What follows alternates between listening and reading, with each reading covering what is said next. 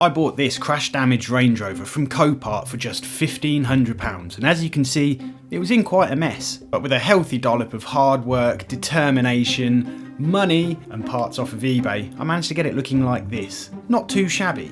However, after just 700 miles of carefree driving in this Range Rover, I've run into a problem. A big one. Come on. Oh. Oh. Oh.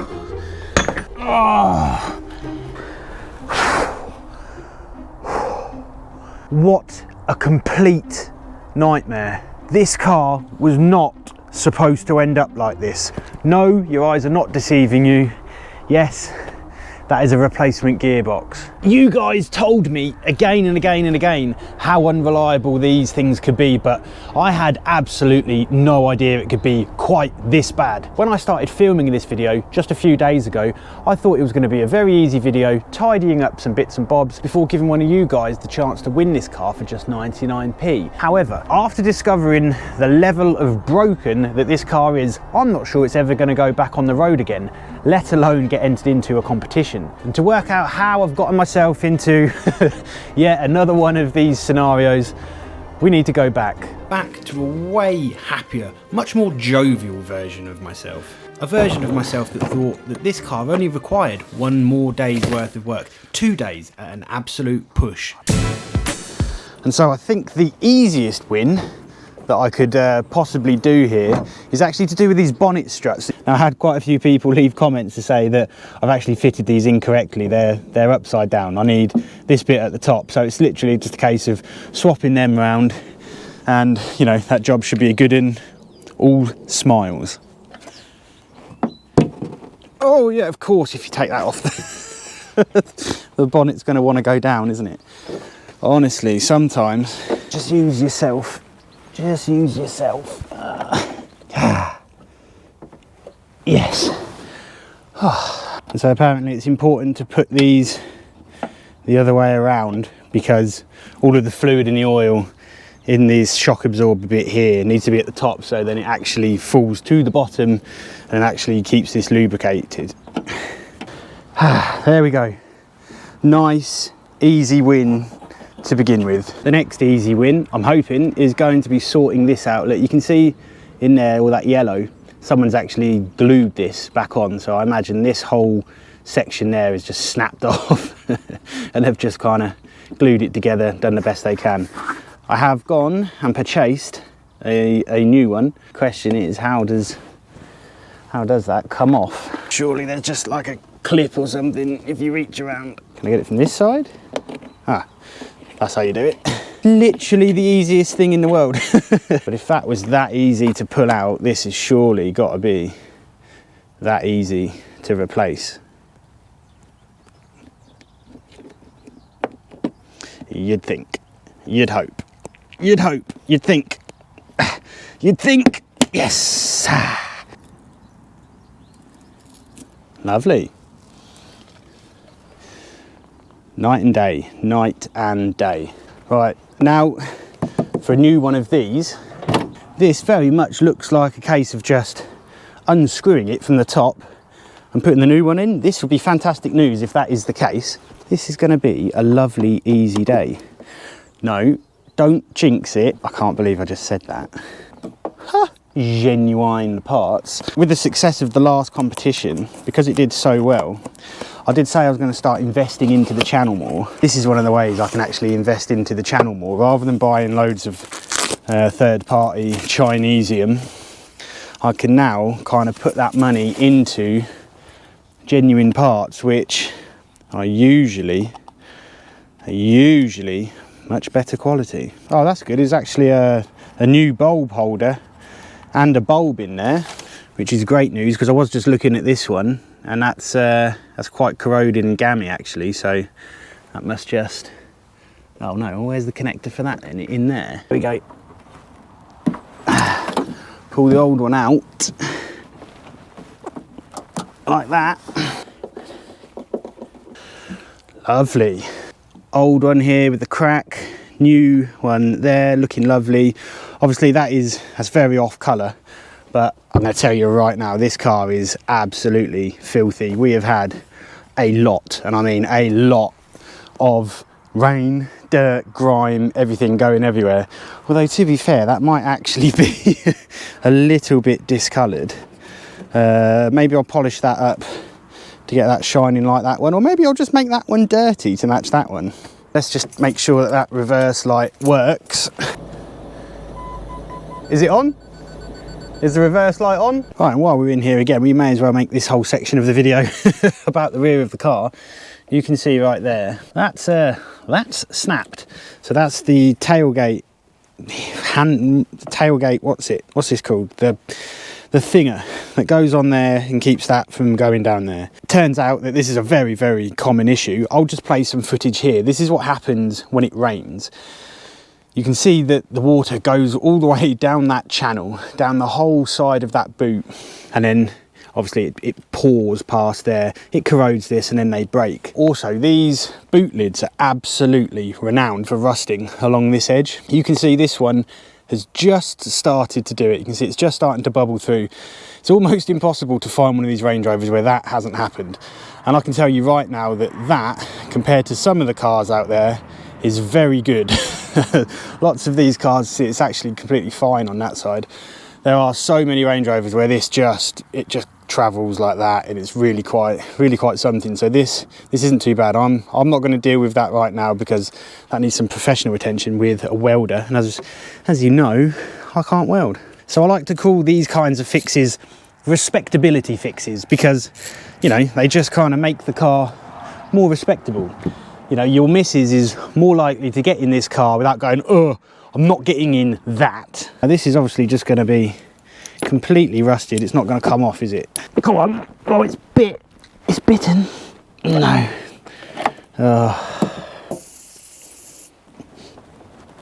Oh, yes. Right, and now for the ultimate test. Oh. And then for this rear light here, you know, it's let a load of water in, it's cracked there, it's cracked around the side there. So what I've gone and done is I have purchased not a new light, but a new to this car light. This is a second-hand genuine. And the reason I've gone second-hand genuine for this, the new genuine lights are about £250–300, so that's just out of the question. A repro light, all of the ones I could find are ever so slightly different to the genuine lights. So if I was to put a new repro one on here, it's just going to be mismatched, and you probably wouldn't even notice it, but I notice it. So for the same price as a new repro, you can get a second-hand genuine, which is what I've gone and done here. And as you can see, this is in, you know, better condition than that one. But I think, just looking at it, this is just a case of, again, a couple of screws, I'm hoping, and this is going to pop right off. Now, I have got to say at this point that this Range Rover has been actually a bit of a joy to work on. They're really quite easy to work on. It's absolutely nothing like a Volkswagen or an Audi from my experience. And not only that, but the aftermarket support for these cars is phenomenal. There are so many companies that sell parts for these cars. There's so many specialists as well. There is a really thriving community for Land Rovers. Anyone who has a Land Rover already knows that. They're sitting there thinking, yeah, I know, that's kind of why I'm into Land Rovers. And you kind of just, aha, beautiful. Okay, then the new one must just scoot back in there. Oh, such a shame about those scratches. Those ones there, I think that will polish out quite well. Most of that will polish out well. That will. It's just these couple of little bits up there, you know, that's kind of gone through the lacquer, unfortunately. It's a little bit mushy there, but it's not cracked. That's all right. All right, I need you to tell me if these lights come on. The main headlight thing, yeah. Brake light, is that working? Indicator. And how about this for a complete result? The other half just reminded me that I did, in fact, buy a pair of these reversing lights. Shabow. Yes. Much better. Yeah, look, that's just a very jolly rear end. Big fan of that. Big fan of that.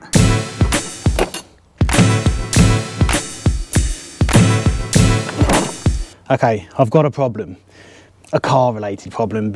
I know some of you are going to say, oh, you got loads of problems. The Jaguars and the Land Rovers from this era all suffer from the same problem of these wheel nuts basically expanding and corroding, or corroding really. So these are 22mm wheel nuts. At least they're supposed to be 22mm wheel nuts. So as you can see, that socket goes on there absolutely fine. It doesn't, however, go onto that wheel nut there. It doesn't go onto that one, and it doesn't go onto that one either. So you can instantly tell that these wheel nuts there, they've expanded. And then if I come over to the front, again, look, 22 goes on there. Not really on that one.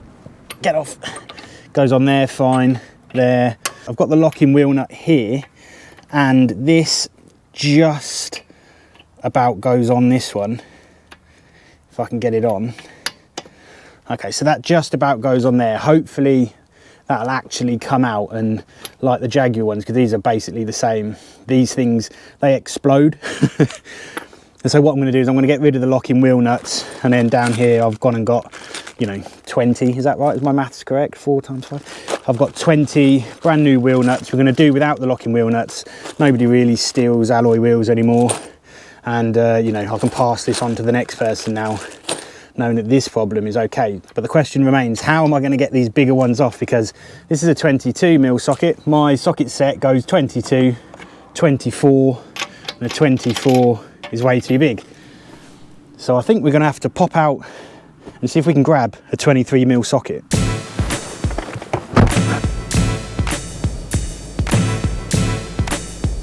And so if I love this car so much, how come I'm parting with it? Why am I giving one of you the chance to win it for just 99p? Well, it's just the nature of the business, really. They can't all stay. Not only that, but the last competition was so successful that it seems like a complete no-brainer not to do it again. Not only did it give this channel a much-needed cash injection, doing what I do here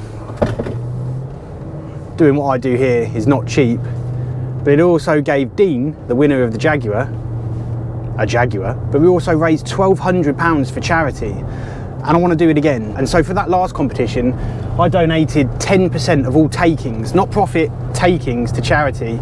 This time around, because I know there's an appetite for these competitions, I'm going to up that percentage to 15%. I did ask a lot of you guys if you could suggest some charities, and there seemed to be quite a desire to donate to a veterans charity, and I found a charity called Mission Motorsport, and those guys' main objective is simply to rehabilitate men and women that have been in the forces, and it does that through motorsport. Basically, they do all sorts of stuff. They put on races, or they participate in races. They also help veterans get into the automotive and the motorsport world, through employment. So I just thought, that's a very apt kind of charity for this channel. So 15% of all takings to Mission Motorsport. So if you want a ticket, link in the description below, grab yourself one. And if you go and buy one of those tickets right now, do come back, because there's more of this video still to go. And just a quick note as well to say that the payments are handled by a company called Super Payments.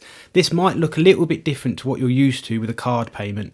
This works through open banking, it works like a bank transfer, it's perfectly safe, it's supported by all of the major banks, and it's also the same payment provider that Matt Armstrong uses on his competitions, if that is any consolation to you. And I'll let you into a little secret. If this competition does half as well as the Jaguar one before it, I think there's a chance I can go full time on YouTube and get loads more videos out for you. And don't forget that if you win this car, you can do with it whatever you want. If you want to drive it straight from mine to We Buy Any Car, you can cash it in, use the money to go on a nice holiday, pay off some credit card debt. The choice is yours.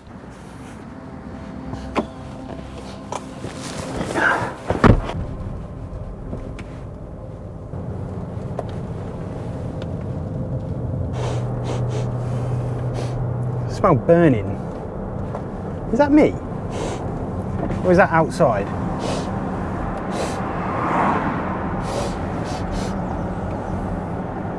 Hey, what are you doing now? Shift. Shift up. Shift gear. Not shifting up. What are you doing? Shift up. Not shifting down either. Oh my God, what's going on? It's not shifting down. So it's gone straight into neutral. Will it pull off? Will it pull off? Yep, don't die here. Second, third, into third. Go on, fourth. Doesn't want fourth. And then you take your foot off the throttle and it goes down. We don't downshift, we're going straight into neutral. What's going on? Don't do this to me. Don't do this. At least let me get home, don't die. What's happening? It's burning, I can smell burning. What does this mean? Is the gearbox on fire? All right, go. Fourth. Go on, fifth. Doesn't want fifth. Oh, it does if you go manually. If you shift manually, it'll have it. Oh, that smell of burning's too much. I've got to pull over. And I've got juddering. Great. Absolutely perfect timing. What on earth is that? I don't know. There's no fluid dripping out of anything. I can't see any smoke or anything like that. The engine temperature, coolant temperature's fine. I'm just going to let it, I think I'm just going to sit here for 10 minutes, let it cool down, whatever's hot, cool down. Right, so I've just been doing a little bit of Googling. It seems that quite a few people have problems with the gearboxes on these cars, according to the forums. Problems can range from the mechatronic unit, whatever that is, people having problems with the torque converter and just various other gearbox stuff. And so this gearbox is the ZF6HP26. People saying that some of these problems can be resolved with just a service, but that feels like more than a service. I've got the smell of burning, juddering, and also it doesn't want to shift into fifth gear. It does if you lift off the throttle a couple of times. It goes into fifth, but it doesn't like it. And then as soon as you come to a stop, you slow down, it doesn't downshift through the gears, it just goes straight into neutral. And then you coast to a stop with the engine at idle. Did you just buy a ticket? I'll get this fixed, don't you worry, before the competition. Okay, so what I'm gonna do now is I think I'm gonna nurse it home. I mean, there's no lights on the dash now. Oh, that was a jerky change. Oh, into second, oh, into third, it's like, bleh, bleh. Okay, update, I'm about 10 minutes away from home still. I've got 3 gears. I've got an extreme amount of burning smell. I've got the window open so I don't suffocate myself to death.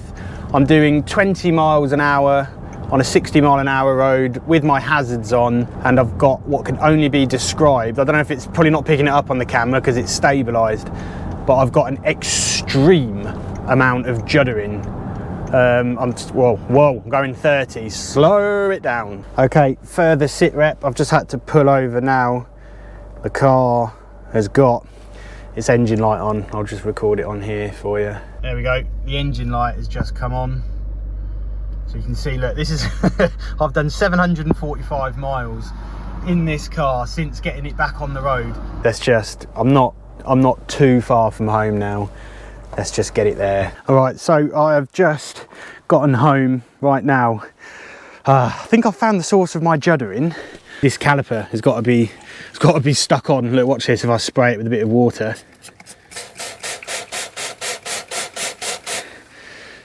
Now, I'm no mechanic, but I don't believe a brake disc should be that hot on a casual run to the shops at, well, it ended up being 20 miles an hour, didn't it? And I'm sure spraying it with water definitely isn't gonna make the disc happy with me, is it? But what's that got to do with the gearbox?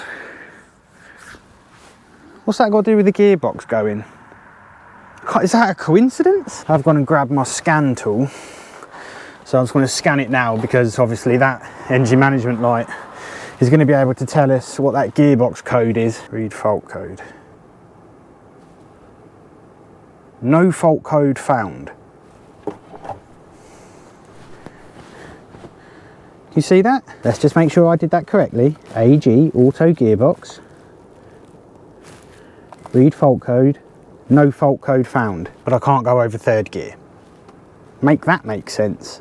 Well, what's the engine management light then? The engine management light, PO405, exhaust gas recirculation sensor A, circuit low. So let me just get this straight. I've enjoyed 700 miles in this car, completely issue free. I start recording a video, you're gonna think I made this up, you're gonna think this is staged. I start recording a video, making this car nice for one of you to win. I drive it to Halfords, and then, doesn't make sense. And then as I'm leaving Halfords, the gearbox breaks, the rear caliper decides to start sticking, and the EGR valve goes. That can't be real. That's not real, that doesn't happen. They must be connected then. That must be, they're not. I'm just gonna make a couple of phone calls. So the fact that I'm scanning the gearbox and there are no codes, that's the bit that's actually got me worried out of this entire mess. So do you have a tool that will be able to properly look into this gearbox? And thank you so much, mate. I'll give them a bell now. Cheers. Hi, I was just given your number by John at Chelmer Auto Repair Service. I'm just wondering if you've got the correct software to be able to No, okay. Yeah, I'll give them a call. Okay, thanks so much for your help. Cheers. These guys are a proper transmission specialist, apparently, for these. Is that something you've ever heard of? Is there anything that comes straight to mind about, you know, what the issue might be? Many things. Don't say that to me. I asked him off the top of his head what it might be. He said, without properly delving into it, he doesn't know. He said it could be torque converter, could be the mechatronics, like I said earlier, that have gone in it, the solenoid's not firing. He said because of the way it's not downshifting, when you come to a stop, he says that sounds like the solenoids aren't firing. Brilliant. That's just the strangest sequence of events. Okay, so it is now about a week later. I had some Volkswagen Golf problems to deal with, and in that time, unfortunately, it doesn't appear as though the Range Rover magically fixed itself.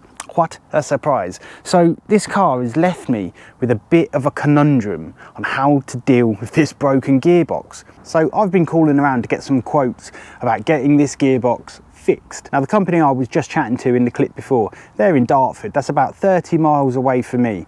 This car isn't going to make it 30 miles, especially when I have to go on one of the busiest roads in the whole UK to get there. So just to get my gearbox problem diagnosed, a diagnosis from those guys is about £100, and I've received a quote for transporting this car to them, £250, and so it's going to be £250 back as well. So you're looking at about £600 simply to tell me exactly what is wrong with this gearbox. The other options as well, just to get this transmission rebuilt by a specialist in these transmissions, is coming in at about £4,500. I'm not shelling out that kind of money. To have another company who's not a specialist in these gearboxes rebuild it, it's coming in at about £2.5 grand. Again, I'm not spending that kind of money. And then if I was to buy a reconditioned gearbox and a reconditioned torque converter, again, you're looking into the £2 grand mark. I had a look on eBay, I had a look at some companies.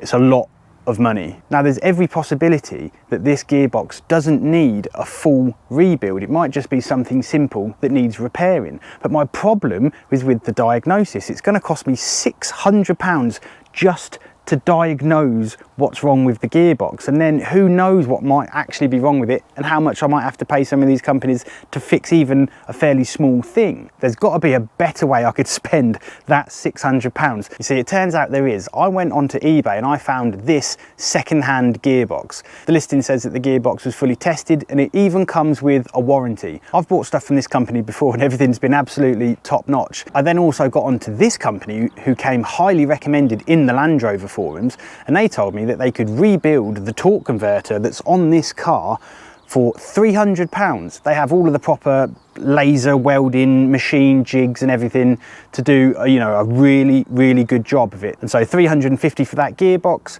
£300 to have the torque converter rebuilt. Now, and because I was going to service the gearbox on this car anyway, I've already gone and shelled out the £240 for the service kit. So I think all in, this is going to end up costing me, what, £840 plus a couple of extra little seals that you have to do anyway when you get the job done.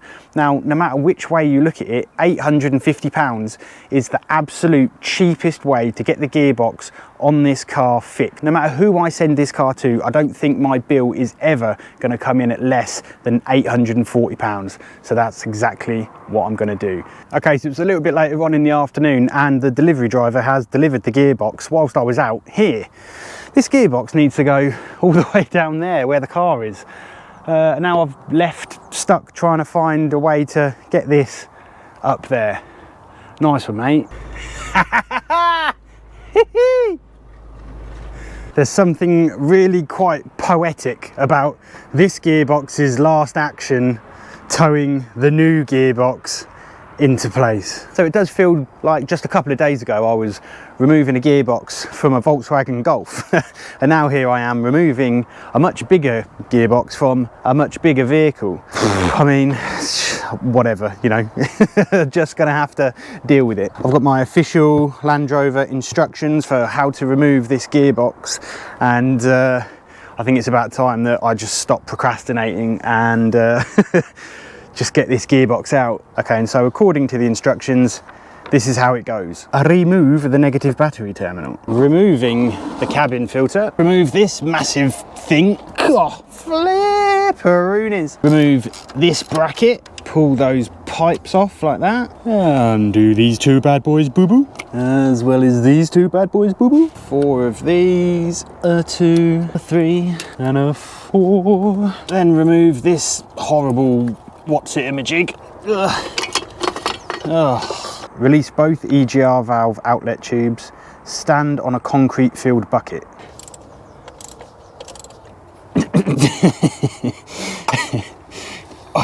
Never getting that one back in, not in a million years. Remove this hose and this hose. Remove these front charge air cooler majigger hoses.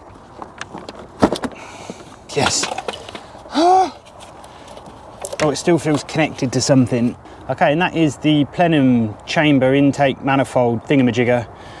That's off now. You can see here, here's the two vacuum lines that I snapped off. That goes there, and then one of the ends is there, and then one of the ends is actually on the intake manifold down there. I just missed it. It was just a simple mistake, really. So now I have to jack the car up. To the front of the Range, the wheels are off the ground about 2 inches.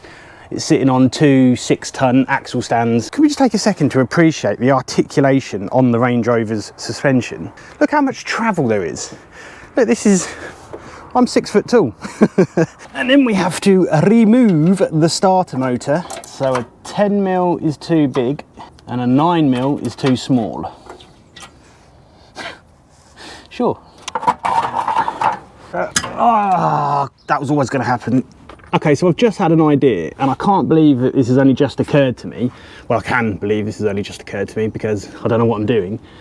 But why don't I just remove a little bit of oil from the gearbox right now whilst I'm under here before I go any further to see if I can see anything in the oil. And don't tell the missus, but I nicked a pint glass from inside so that I can actually see what colour comes out of this. Now's the best way to do this. Ow, get my foot off that.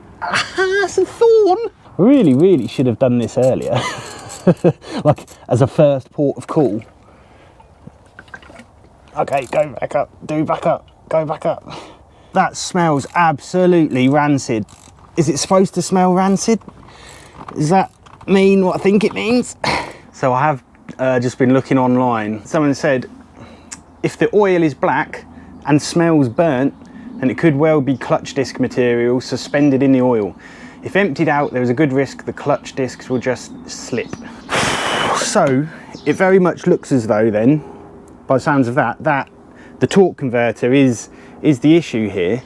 Now, what I'm not sure of, because obviously I'm now just in my head straight away, I'm thinking, okay, save a bit of money here by pulling the torque converter out, having that rebuilt, and then just putting it back into this transmission that's on the car if the transmission itself is fine. But what I don't know is if if that is full of clutch material, then where has that clutch material got to? Has it gotten all the way through the gearbox? Is it in the solenoids? Is it done something horrible to all of the seals? So if I was to get the torque converter rebuilt and then just put it back into that gearbox with a load of this stuff still floating around in there, even if you manage to kind of flush a lot of it out, is that gonna, I don't think that's gonna, I'm just thinking this problem through in my head. It's probably still best, isn't it, to fit my new transmission, hoping that this hasn't happened to that one as well. So welcome here live underneath a Range Rover. So you can see there, I've marked, you have to mark this drive shaft flange in relation to the pinion flange. Something just fell on my face. I've removed the bolts absolutely fine. To be honest with you, with this being on the floor meant that the drive shaft didn't spin when I was undoing the bolts. The rear on the floor anyway, this is the rear drive shaft. So that really worked in my favour, which now means, I suppose, that when I come in a minute to undo the front drive shaft, because the front wheels are off the floor, that's now going to spin on me. And those bolts are actually on quite tight. Okay, so I'm just about to remove this large transmission support. I've undone 2 of the 4 bolts, one over there, one in each corner, just to keep this up there for now, just while access was good. That took a lot longer than I am willing to admit. Come on.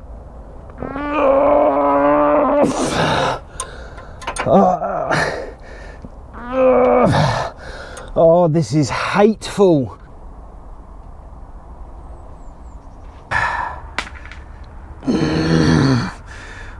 It wasn't that long ago I was sure that I was in a similar position, saying never again. And so there are 14 bolts that keep the gearbox to the engine, and this is why we took all of the stuff off of the top of the engine, so that I can actually gain access to the back there and I can get the top bolts from above.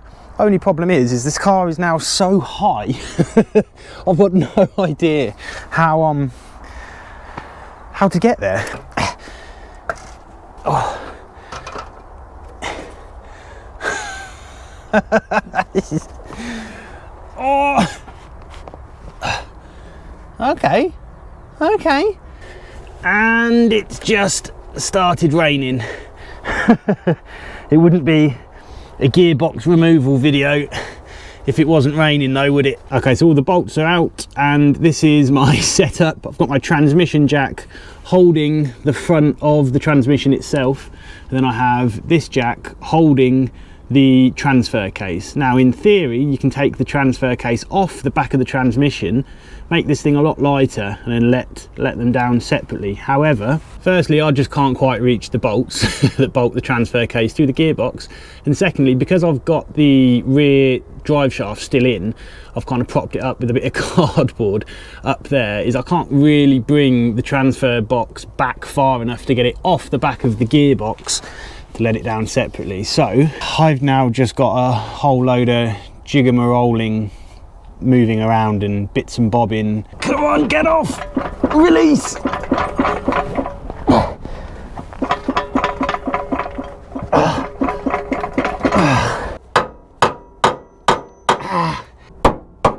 Come on! Okay, go backwards.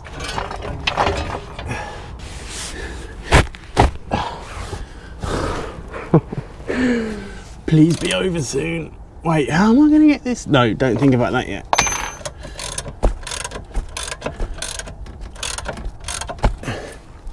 Ah, fuck.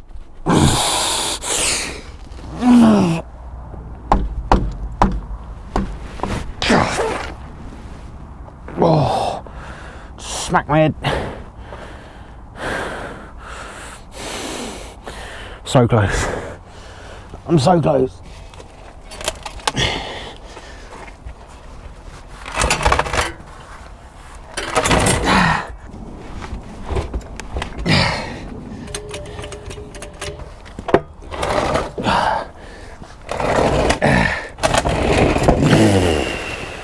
I'm not doing a job this big on this driveway again like that. That is just hell. That is absolute hell. Oh, this little mouse house in here, look. All for this, the main prize. Oh, the torque converter,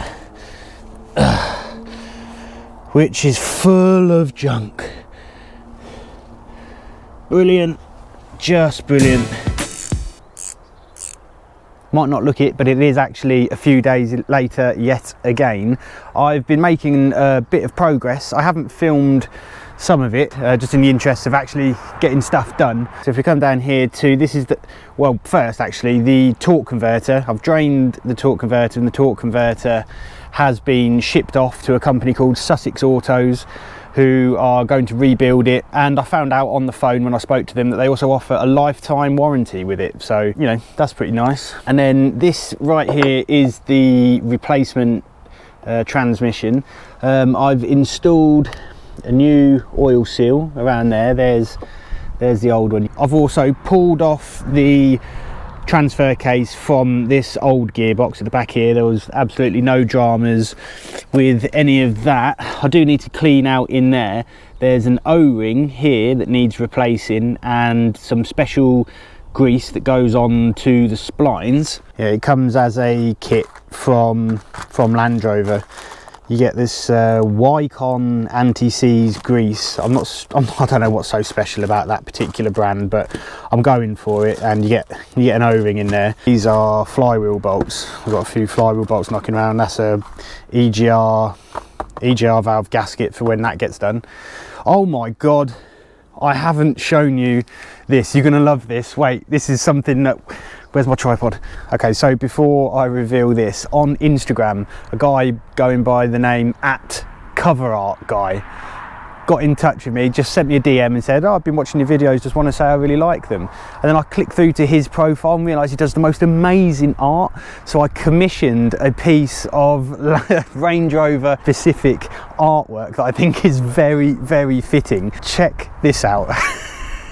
How cool is that? So that is this Range Rover. You can see there's the smashed screen from when I bought this car when it needed rebuilding. And instead of Range Rover on a bonnet, it says not economically viable. That's really cool. And then look, there's a person laying underneath it in a cloud of smoke. So if you want one of these, you can actually buy them in my store. You can get a sweatshirt, a hoodie or a t-shirt, and they come in a few different colours as well. And every purchase you make helps support the channel. That's so cool, look. Okay, and then so carrying on with the gearbox, I mentioned before that I was a bit worried that there's still going to be a load of that silted, horrible, messy, old black oil that would be in the transmission cooler lines and in the transmission cooler. Well, I have managed, I'm pretty sure, to flush all of it out. So if we come down here now to the front of the car, you can see up there, that there is the transmission cooler. It's an oil to water cooler. And what you can see right there, that's one of the oil lines. And then here is one of the other oil lines. So what I did is I pulled these connections off, and then I simply pumped, using a hand pump, I pumped fresh oil into the cooler, and it went through there, flushed it out, and came out of that fitting there. And I did that using just regular ATF, because the actual gearbox fluid that you put in this, it's over there, it's called ZF Lifeguard Fluid 6. That stuff is very, very expensive. I can't remember, that's something like £20 a litre. So what I did is I did the actual flush with some really cheap kind of generic ATF, and then when I saw that it stopped turning black, I then pumped a little bit of that through to clear out the ATF, and so the cooler itself is now free of any of the clutch material and just the old horrible oil, and it saved me having to actually pull that cooler off. Right, what else have I done? The brakes. So you know we were having this rear caliper, it was sticking, wasn't it, and you saw me squeeze squirt the brake disc. I've fitted a new caliper, new brake discs, new pads, and there was nothing really to write home about that job. That all just went nice and smooth, just like any brake job really. And I thought you might find this interesting. So this is the old caliper that I pulled off. Here's my wind back tool. I can tell you right now, that piston is seriously seized. That is, you cannot make it go back in for love nor money. That's the old pad that came off. There's hardly anything left on it. So the rear braking on this car should now be really nice. I haven't done the other side. I'm going to do that in a minute. I'll tell you what I've just thought as well. If you win this car, I'll throw in one of these for free. You can have a sweatshirt, a hoodie or a t-shirt in whatever colour and size you want. I'll throw one of those in for you, as well as the car. So here we have the new pads and the new disc on this side. Delightful. And here is the wheel on, in case you couldn't tell. And I've fitted the new wheel nuts on this side and the other side. Okay, so now what? I kind of want to do something really, really easy. It's so high. Oh, I've been looking for this mug. Right, so the other day when the car was still working and we had one ray of sunshine, and I decided that I needed the, what's it called thing? The sun not in your eye thing. This, what's it? I forget what they're called. This clip up here is actually snapped. Look, that little tab there is snapped off, so that just doesn't go in. This should just go on. And now, oh, hello, goodbye, hello, goodbye, hello. It's very dirty. I need to give this a nice clean. It's got a lot of fingerprints all over it. Okay, so there's actually, while we're over here, there is another simple job. So right here, look, you can see that that's kind of come away, and there's no staple marks or anything like that in it, so it's not, I don't think it's been stapled in previously, and it's not ripped. So what I noticed in my house is that the missus has this fabric glue, and I've stolen it. Do not tell her. It says on here, suitable for synthetic fibres, suede, leather. Okay, and there we have it. So you just apply glue to this side of the material and to the chair, hold it together for 5 minutes. There's nothing really to show you other than that already looks a lot neater. I don't have a clue how long that will hold up, if it will hold up at all, but right now as I'm looking at it, I'm quite happy with that. So I will need to come in here as well and clean these seats. You can see though that they are actually, you know, they are a bit worn, you know, that you can see it's gone through the leather there. You know, the bolster, you know, the bolster's okay really, you know, it is what it is, but I'll give that a nice clean, and same with all of the seats in here, and similar story as well with the door cards here. You can see it's all just a bit worn, but you know, with the age of the vehicle, not too much of a problem really. The only thing that is slightly vexing is that someone at some point has sprayed that edge white. You don't notice it instantly. I've only really noticed it a few weeks ago, but it is a little bit annoying. Maybe I could touch that up, but I don't know. But you know, really for a 17-year-old car, it's not too bad. And the sun has come out perfectly in time for me having fixed the sun visor. This is great news. And I suppose while we're down here as well, should make a note of, there is rust down here. It very much just looks like surface rust, and I do mean all of these Range Rovers do that. There's some there, and it's the same on the other side as well. They all do it. There's also a little bit down here. Now that really is surface rust. That's absolutely rock solid. Okay, so it's now about 3 weeks later, but I've got 2 very good reasons as to why I haven't touched this car in 3 weeks. Number one, we had an immense amount of rain and wind, which just put me out of action for a week. And then for the last 2 weeks, I've been dealing with this whole situation.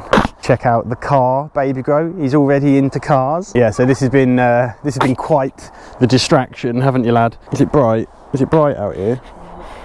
Yeah. Is it little here? And so, you know, shout out to all of the parents out there that are watching this. Overnight, it just dawns on you quite what sleepless nights mean.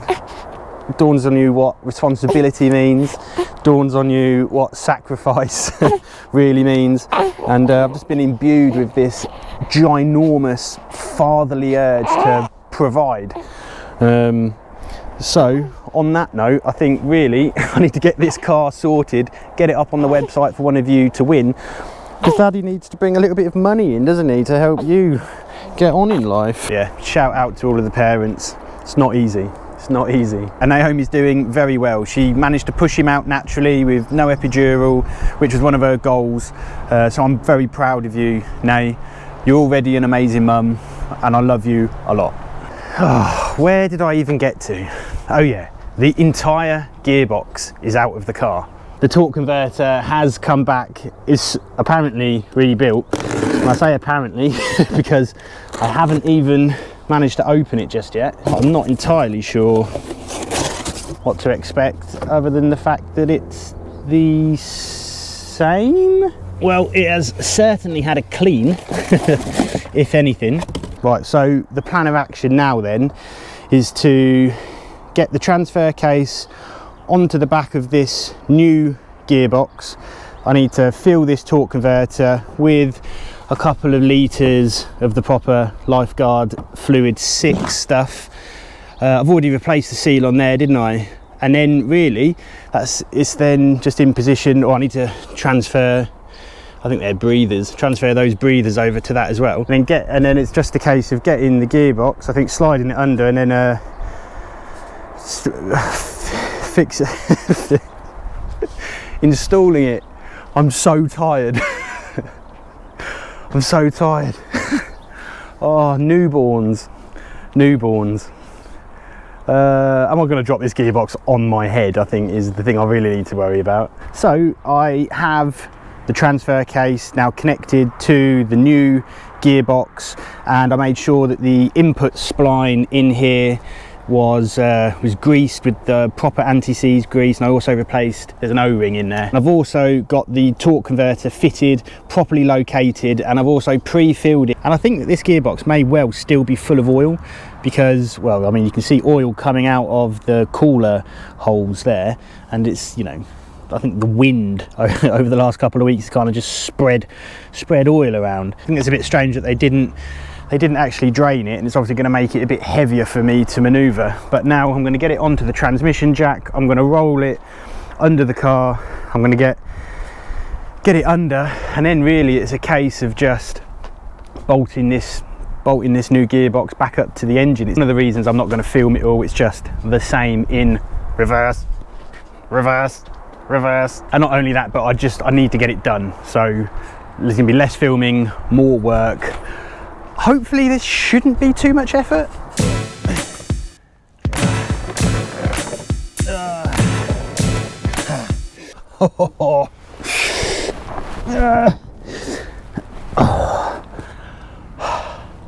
That wasn't too bad actually. The gearbox is fully in, fitted back up. It was a little bit of a nightmare, I'm not going to lie to you, on your back with a massive great gearbox like that on your own, but it is all back in, and that went back in way quicker than it all came out. I'm not quite sure how that works. I was fully expecting that to take longer, but it is back in, and I am so unbelievably relieved. I'm not going to lie to you, my back is hurting a little bit from just having laid down on it for quite so long, but as you can see now under here, the gearbox is fully in. The support member, everything, all the drive shafts are bolted up again. It's all plugged in. The torque converter is connected to the flex plate, but there's new bolts on the torque converter and new O-rings on the oil cooler lines and just bits and bobs. So you can see there as well that I've pulled the the oil pan off of the transmission there. This is the replacement transmission, don't forget. Right here, this is the oil pan for the transmission that I've pulled off. This is off of the new gearbox, and if you look at this oil here, if I just dip my finger in there, you can see that oil there is actually clear, unlike the old oil which was black. So, and there's no, I've already shoved my finger in there, there's no metal around any of here, there's no nastiness. That's a good sign to start off with, that doesn't seem like this transmission, well, the torque converter in this old transmission went bad. And so what I have got here is I've got a brand new ZF oil pan. This is a genuine oil pan replacement for that. So I'm going to fit this in. Well, firstly, there are 1 trillion bolts that go into holding this thing up. Oh, the joy.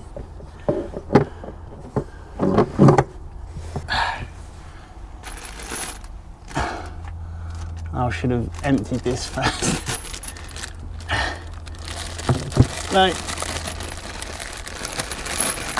Just give me one bolt.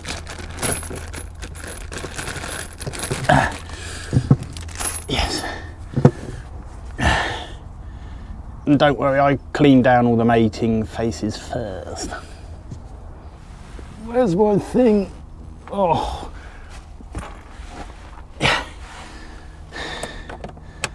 And there is a special order that you do these bolts up, which I've got to work out as well. Okay, I found the sequence on the line.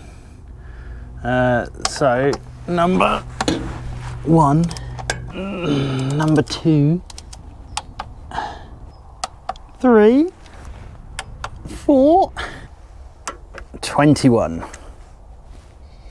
And now comes the bit that I'm really not looking forward to. I need 9.5 litres of oil in this gearbox. I think there's already a 1.5 litre, did I say, in the torque converter? But the rest, I have to hand pump.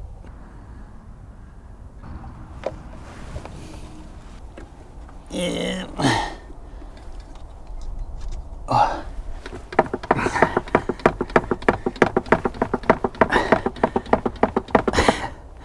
8 litres of oil like this.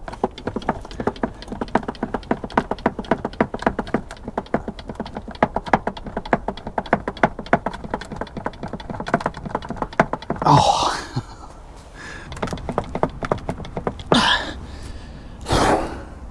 Okay, slight change of plan.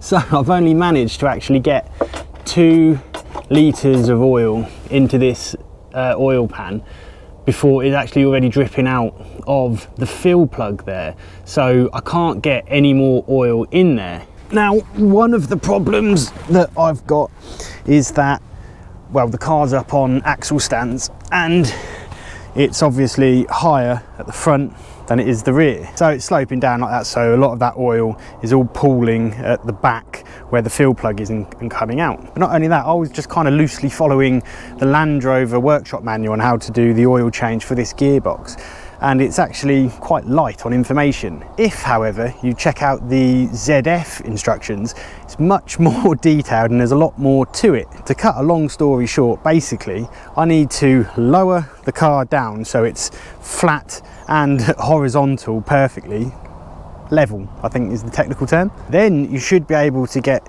3 to 4 litres in, and then with the engine on, that should be pumping oil around the gearbox and then into all of the cooler and the cooler lines, which are going to be empty right now, more into the torque converter, and then as the engine is on and idling, then you keep pumping more oil into the gearbox. So I need to get this car started before I can go any further filling the gearbox. And of course, one of the problems I have with starting this car is the fact that there's, well, half of the engine apart. Does that make sense?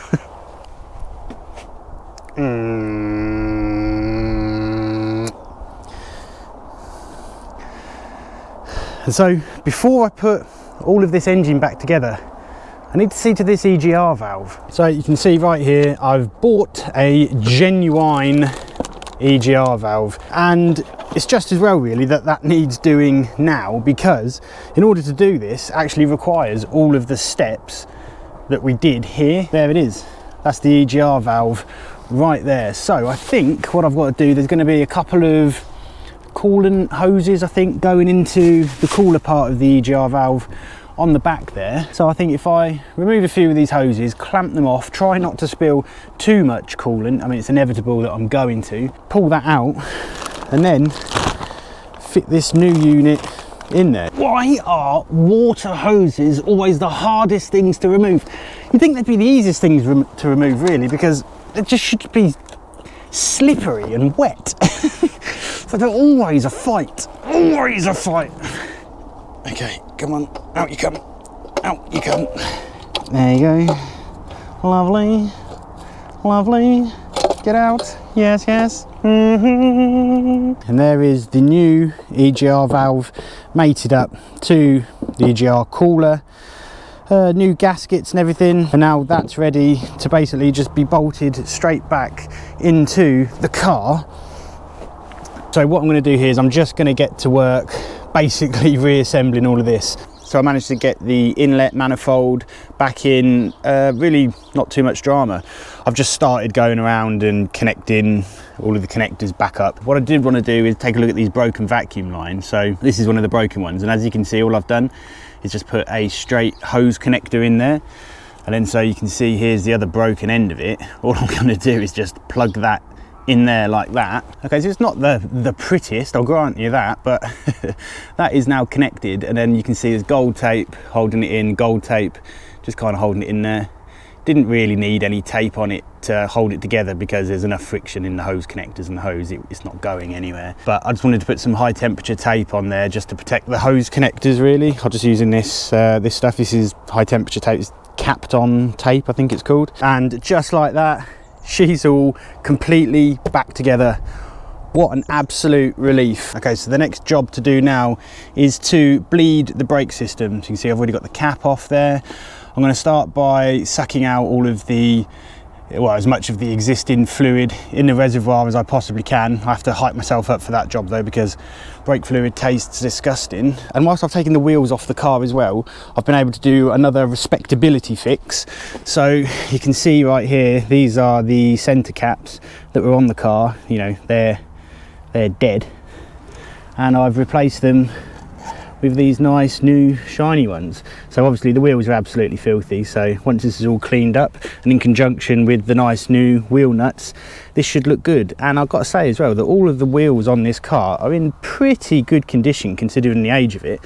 I mean, this one has, I mean, that tiny little bit of curbing right on the outside there, a little bit of flaking around there, but all of these wheels are in remarkable condition really, so I'm not going to bother with a refurb. I think future owner can deal with that. I mean, this one here has got, yeah, it's got a little bit of curb rash there, but otherwise, you know, when I give these a good clean, that should be really nice. One thing as well is that obviously when I'm bleeding these brakes, it's going to act as a bit of a, well, not a bit, I'm going to flush the whole brake fluid through the system completely, because obviously this brake was binding.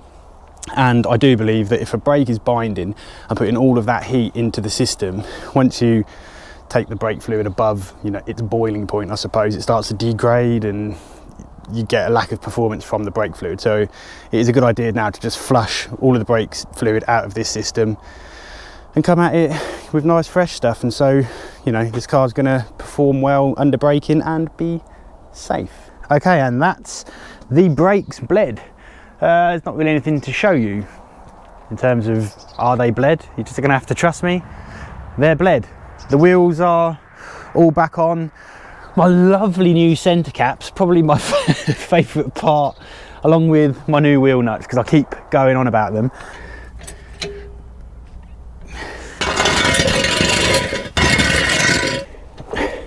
Oh, this is comfortable.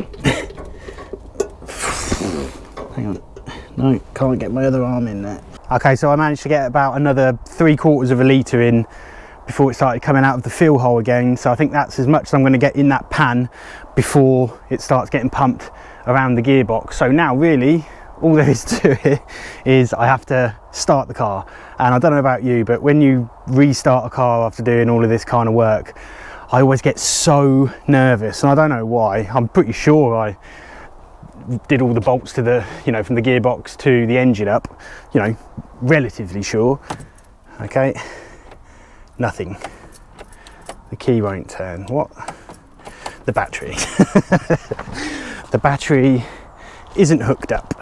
Please work, please work. Transmission fault, limited gears only.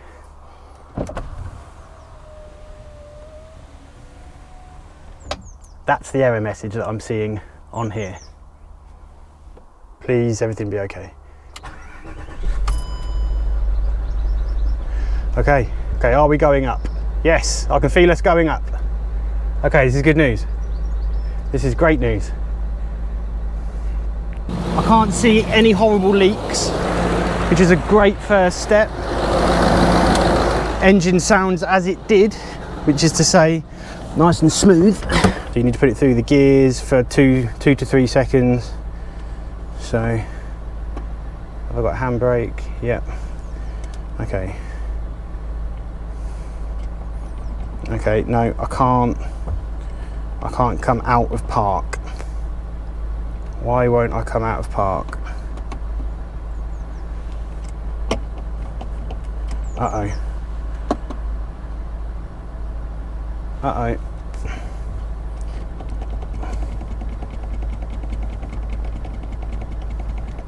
Oh, good. Oh, God, I hate this so much. I hate this sort of thing.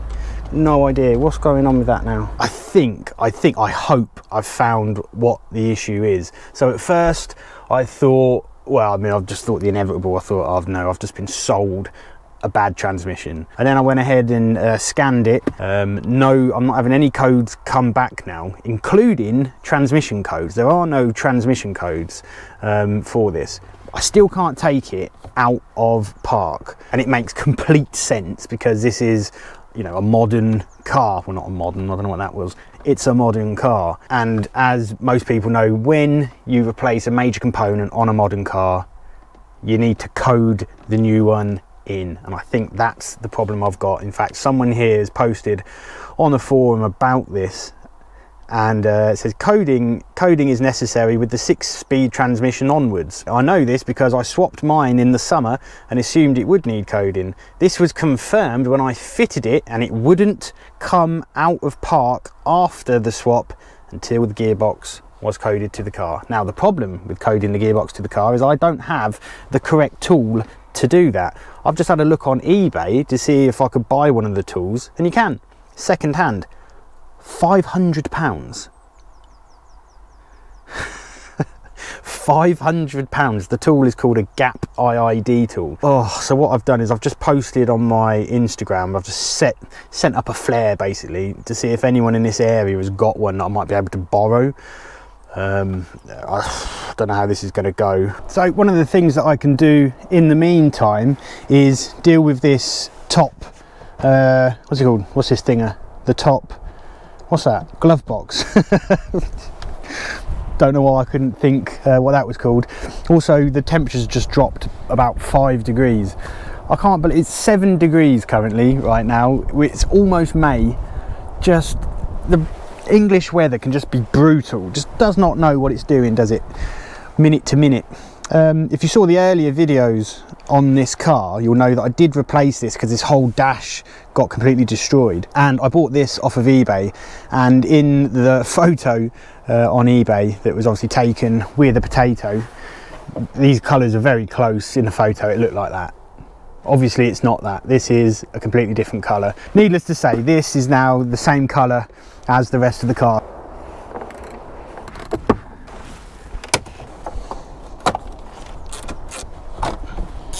Oh. Yep.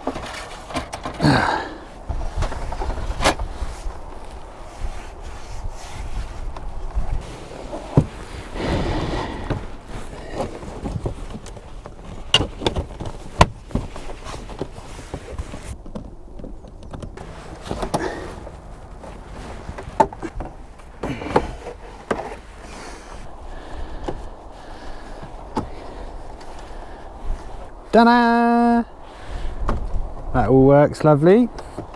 Open. That's all fitting nicely. And so if this looks different in colour ever so slightly to this still, that's because this is actually in really good condition and is very clean.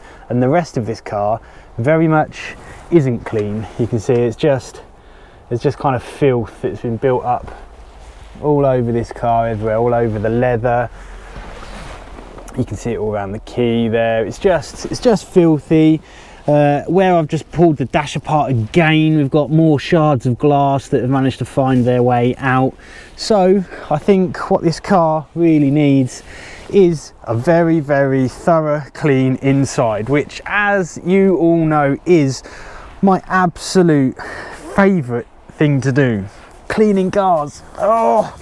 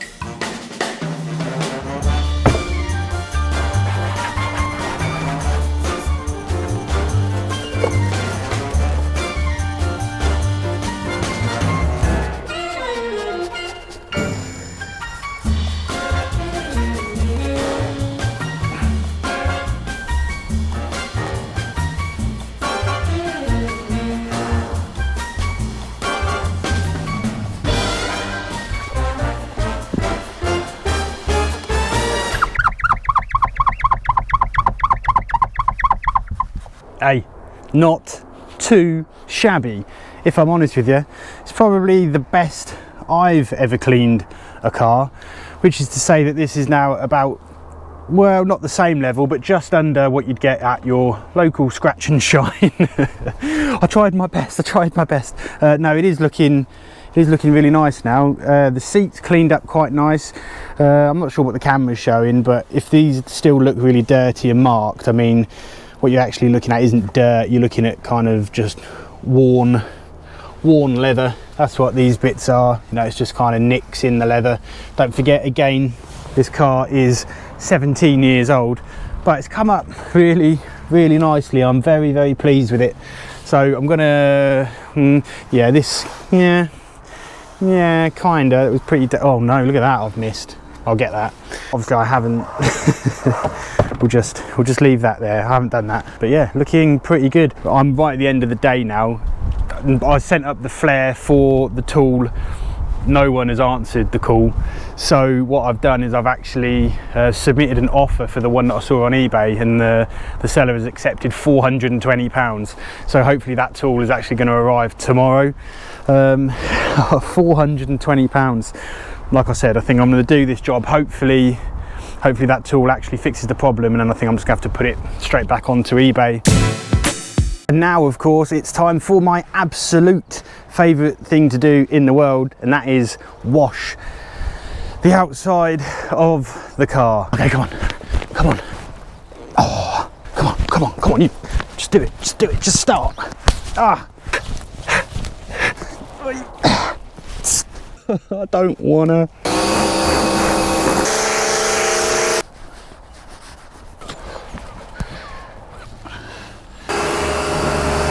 And there we have it, lovely and clean once again. I'll tell you what, the colour, let's put those down. The colour of this car, I absolutely love it. This is Buckingham Blue. It's a really lovely navy colour. It's very smart. Massive fan of it. Now, of course, because I've just washed the car, the rain is on its way and that's going to hamper me as well, because what I really want to do now is I want to polish this car. Yeah, just generally all over. There's just some, you know, light scratches. Again, said it 100 times, 17-year-old car. That's not amazing, but you know, it was a second-hand bonnet, kind of is what it is. There's a couple of stone chips, but I think we can get, you know, there's just the kind of general swell marks and little scuffs that you get in paint when you use a car. Right, what are we saying, weather? Because if I bust this polisher out and you start raining, I'll tell you what else is great that I've just noticed. This new light that I put on isn't exactly much better than the one that came off, so that's amazing. Definitely not a waste of money. It's not as bad as the one that came off, but it's not quite what I was hoping for. But even before I can polish it, I think this car could definitely do with being clay barred, because just to touch, it is rough.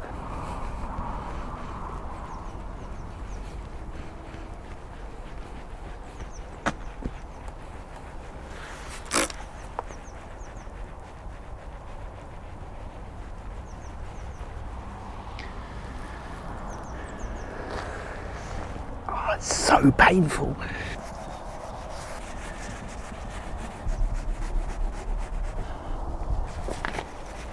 Okay, so really I've just clay barred kind of this area here, and then I'll slowly move around the car. I won't film it all. I'm just going to show you this kind of bit here, and I'll do the rest in my own time. Now, I don't know if that's coming out on camera. I can't see it on my screen. But these are the kind of things that I'm trying to get rid of. I think you can see that one there. You know, there's just slight kind of scuffs in the paint, quite a lot of swell marks. You know, you've got a bit of a bigger mark there, a bit of a bigger kind of scratch, goes all the way down there. So I've got my Amazon special polisher. I've got my Meguiar's Ultimate Compound. You've seen me use this in videos before. I mean, this is literally the same bottle. This has lasted quite a few cars actually. And so I'm just going to hit that with that, and I'm going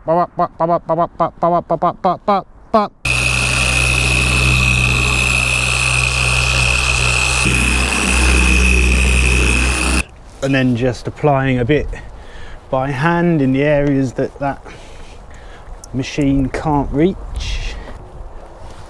tiny little bit of effort. All of those marks have gone. I mean, all of them have gone up there. There's still a little bit of that one there, but I think I could probably hit that again. I probably didn't even give that enough attention, but all of the swell marks have all left the paint. That's so nice. You know, this bit here hasn't fully come out, but it's a lot better than it was. You know, like I said, those bits there, that's some damaged paint, but you know, those marks have come out a lot. You know, it is looking a lot better. What I'm going to do now is I want to go over obviously the whole car. Not going to film it, very boring to watch. See you at the end of it. Right, so before I even got a chance to think about polishing the car, this scan tool has just turned up, and there we have it. IID tool, Bluetooth, the G3 model. Right, let me work all of this out, and then I've got to work out how to code a whole transmission. So it turns out that the company that make this, Gap Diagnostic, are actually very responsive to emails, and the customer support, or the technical support, is absolutely amazing, to be fair. And so what they do is that they offer an ECU reflashing service. It's another 30 quid that I had to pay for, but really it says, you know, that's to cover the fact that someone has to manually go and find all the correct files to load and stuff, so you know, fair enough. They have now sent me the reflash file that I've loaded onto this tool, and so I'm going to try right now and get this transmission coded in. And so I've got the car hooked up to a charger, because this apparently can take about 6 or 7 minutes, and if the battery dies whilst you're updating the ECU, you're just going to brick it, which is obviously not what I want. ECU flash, transmission, flashing an ECU may lead to unstable car if it fails. Okay. Okay, duration 6 minutes 55 seconds. I am properly nervous about this, because if it goes wrong, it's going to go really wrong, but if it goes right, it's going to be absolutely amazing. So it's a mixture of nervousness and excitement. There's nothing really for it. Flashing in progress. Please work, please, please, please, please work after all of this effort. Flash completed. Okay, good. Now what? Oh, radio's just come on. Turn that off. Okay, flash completed. Switch ignition off, then return it on. Off. On. And continue. Clearing faults. Succeeded. Continue. Flash completed. That should be it. Come on, please, please, please, please. All I need this to do, I can't go anywhere yet, don't forget, because there's not enough oil in the gearbox. I just need this to come out of park with the engine on. Okay, still no transmission warning. Oh, please, please, please, please, please, please, please, please. Yes! Yes! Yes! I've got all gears. Yes! Yes! Yes!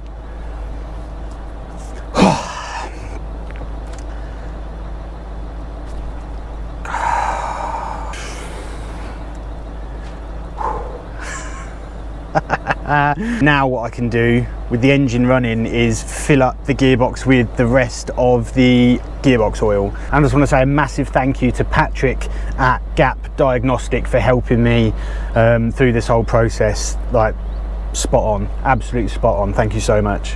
What I've got here are just the remaining bottles of fluid to go in. I think there's already 3 and a bit litres in there. There's half a litre in there.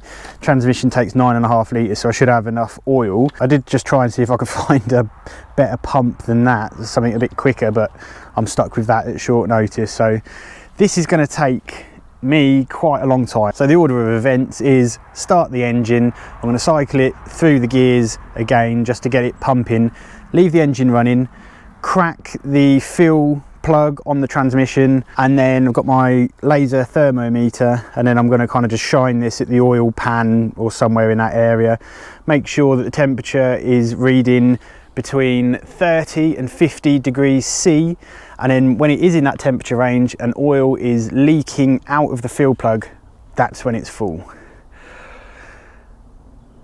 Oh, I've got so much pumping ahead of me. See you on the other side. Well, that wasn't fun. So here's all my here's all my empties and some over there as well. Now this was a bit of a pain, of course, because the fuel hole is just up there, and that is obviously the exhaust. So I was in here going with the pump, you know, almost touching the exhaust with my hand. It was rather sketchy, if I'm honest, but there's no other way I could think of doing it. Obviously if I had like an electric pump or something, that would have just solved all of my issues, but all good really, to be honest with you. And so I've scanned the car again. I have no fault codes. I'm going to assume that this has worked. There is obviously one way to find out, and that is to jam this car on the road and see what happens.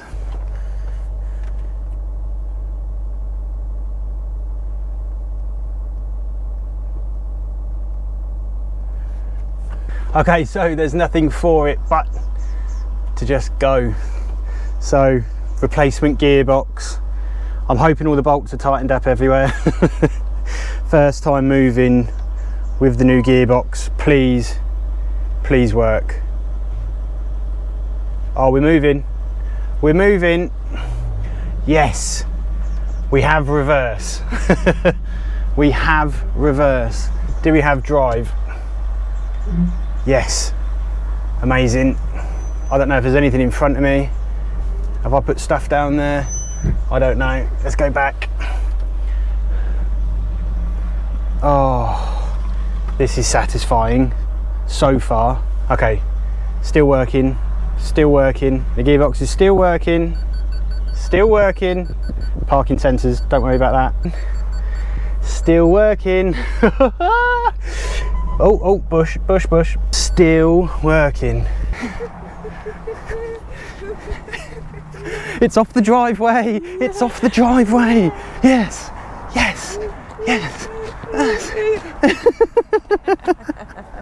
I've got to actually put it on the road now though. Okay. Hopefully, once you actually drive it properly, it's going to be all right, but who knows. I could just go down there now and very much hope not, but how's the boy? What are you up to, sir? Not long now, lad, and we can get your tiny little hands in all the gaps I can't get in. He's like, oh, do I have to? Dad, oh God, that's so annoying, Dad.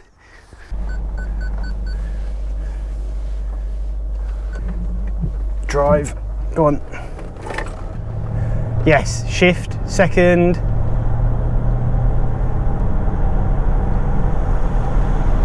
Third.